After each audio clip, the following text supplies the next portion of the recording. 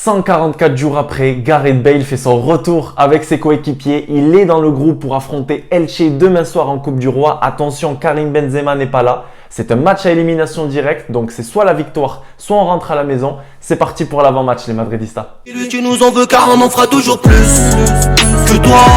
Hola les Madridistas, j'espère que vous allez bien. Moi ça va en pleine forme, c'est Nono. On se retrouve pour une nouvelle vidéo. Si tu ne connais pas la chaîne, aujourd'hui on parle de ce Elche Real Madrid, 8e de finale de cette Coupe du Roi après avoir éliminé Alcoyano. Scénario catastrophique pour ce match.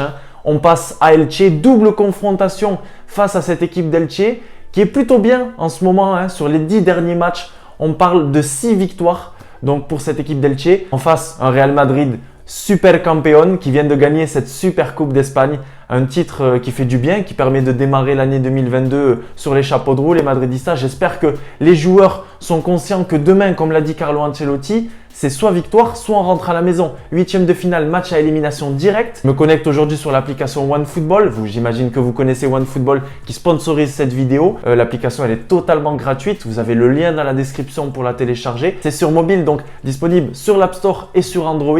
On apprend quoi? On apprend que Karim Benzema est absent. Alors, coup dur, parce que je sais qu'on parle beaucoup de Benzema dépendance du côté du Real Madrid. Dites-moi rapidement, vous, dans les commentaires, si vous avez très peur à l'idée de jouer cette équipe d'Elche chez eux à l'extérieur sans notre ami Karim Benzema, sans tonton Karim qui est juste là. Vinicius Junior est là. On a demandé à Carlo Ancelotti s'il était fatigué parce qu'effectivement, on l'a vu fatigué le Brésilien en fin de match face à Bilbao. On l'a vu aussi très fatigué face au FC Barcelone en demi-finale de Supercoupe d'Espagne. Apparemment, le joueur se sent bien, Vini est bien, mais il n'hésitera pas à le changer si Vinicius lui dit qu'un jour il est fatigué, qu'il n'arrive plus à enchaîner les minutes, etc.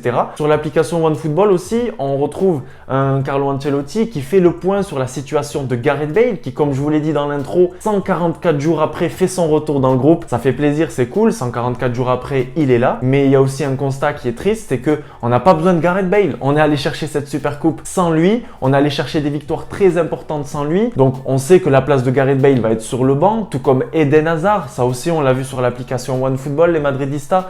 Écoutez, Eden Hazard, rien ne va plus, il veut quitter Madrid. Le Real Madrid songe aussi à le vendre. On parle d'une offre de Newcastle, on parle d'une offre d'Everton.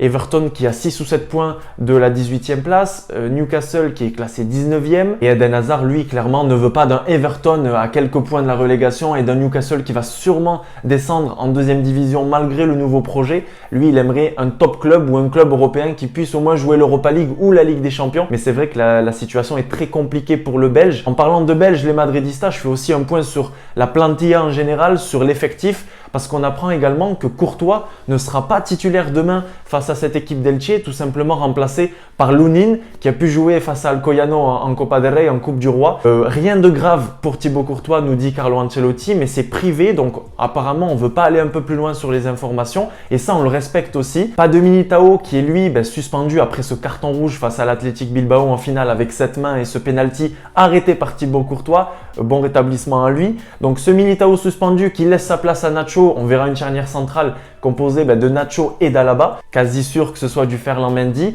Sur le côté droit, Carvajal qui est positif à la Covid ne sera pas du voyage non plus, donc on va retrouver un Lucas Vazquez. Donc une défense un petit peu bricolée les Madridistas dans le sens où on retrouve Nacho avec Alaba, Lucas Vazquez sur ce côté droit et puis Ferland Mendy qui est indétrônable sur ce côté gauche. Au niveau du milieu, dites-moi dans les commentaires vous ce que vous en pensez. Est-ce que vous pensez que Carlo Ancelotti va tourner? Est-ce qu'on va voir un Valverde titulaire? Est-ce qu'on va voir un Camavinga peut-être à la place d'un Kroos? Je ne sais pas. Honnêtement, je ne sais pas quel est le point de vue de Carlo Ancelotti et j'aimerais bien savoir. Il va falloir attendre demain aux alentours de 18 h pour voir le 11 de l'entraîneur italien. Mais effectivement, moi je me pose des questions. Je me dis, qu'est-ce qu'on va faire avec ce milieu de terrain? Est-ce qu'il va tout tenter? Je pense que oui. Parce que d'après ses dires, lors de la conférence de presse de ce midi, il a dit « je vais essayer de mettre l'équipe la plus forte ». Donc attendez-vous à des cadres et je sais, je vois vos commentaires, vous me dites beaucoup « Nono, là il n'y a aucun repos pour nos cadres, j'ai très peur pour le mois de mars, pour le mois d'avril. Lorsque les matchs décisifs vont s'enchaîner,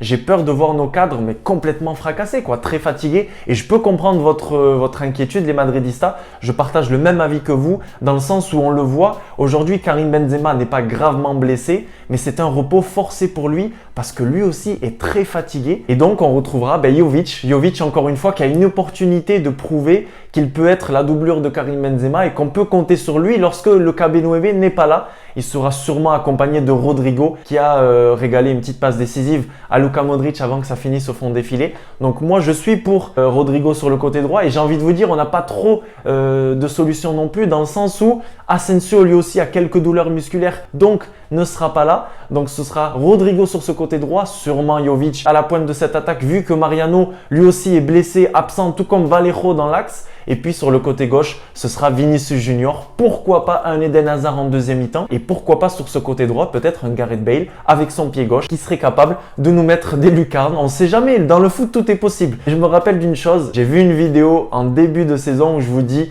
les Madridistas, peut-être que notre trio il est là, Eden Hazard, Gareth Bale, Karim Benzema. Et ce trio au final on l'a jamais vu exploser vu que Hazard a enchaîné les blessures et que Vinicius Junior a explosé lui de son côté et est devenu un duo infernal avec Karim Benzema et que de l'autre côté Gareth Bale lui aussi a enchaîné les blessures durant quasiment 150 jours. Donc on n'a même pas pu voir ce trio et juger. Est-ce qu'on le verra d'ici la fin de saison? Ça je ne sais pas, mais pourquoi pas le voir une fois? Peut-être un jour donner du repos à Vinicius Junior, à Asensio et Rodrigo. Et si les deux joueurs sont en forme, pourquoi pas voir ce trio Eden Hazard, Karim Benzema et puis Gareth Bale. C'est vrai que lorsqu'on a posé la question à Carlo Ancelotti, lui, il est clair, il dit que aujourd'hui le joueur en forme, c'est Vinicius Junior, que Rodrigo, il a bien aimé son match en Super Coupe d'Espagne. Pour le moment, il doit choisir, c'est l'entraîneur, il doit choisir 11 joueurs et dans ces 11 joueurs, il n'y a pas d'Eden Hazard, il n'y a pas de Gareth Bale et c'est mérité parce que les deux ne sont pas au rendez-vous et sont souvent blessés. Donc je vous laisse me donner votre avis dans les commentaires. Est-ce qu'un soir, lors d'un match, vous aimeriez voir Eden Hazard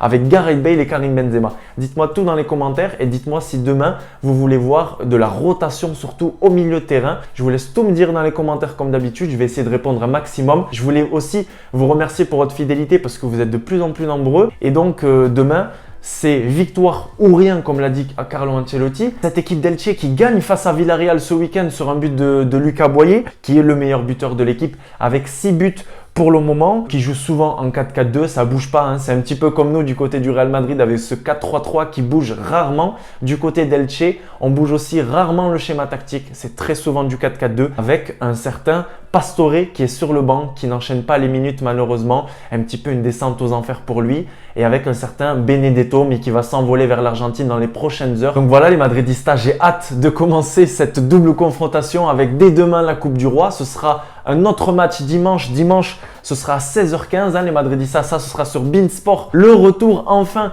de Omar Da Fonseca et de Benjamin Da Silva. Ça fait plaisir. En attendant, demain, vous retrouverez le match sur les chaînes espagnoles comme d'habitude. Et puis également sur l'équipe qui retransmet la Copa del Rey. Écoutez, dites-moi ce que vous pensez de ce match. Nous, on se retrouvera dès demain soir pour le débrief de ce match Elche-Real Madrid. J'espère que le duo Jovic et Vinicius Junior va assurer. Je crois aussi en Rodrigo. Franchement, j'y crois de plus en plus. Les Madridistas, n'hésitez pas à vous abonner si la vidéo vous plaît, si vous ne connaissiez pas avant les débriefs de Nono. Merci encore à ceux qui lâchent les commentaires, ceux qui lâchent les pouces bleus. Nous, on se retrouve dès demain. Je suis en pleine forme. N'oubliez pas d'aller télécharger l'application OneFootball. Ciao les Madridistas, donnez-moi votre pronostic. Et vamos, moi je vois une victoire. Allez, je vois une victoire 2-0 avec un but de Jovic justement et puis un but de Casemiro de la tête sur corner. Allez, donnez-moi votre prono. Ciao les Madridistas.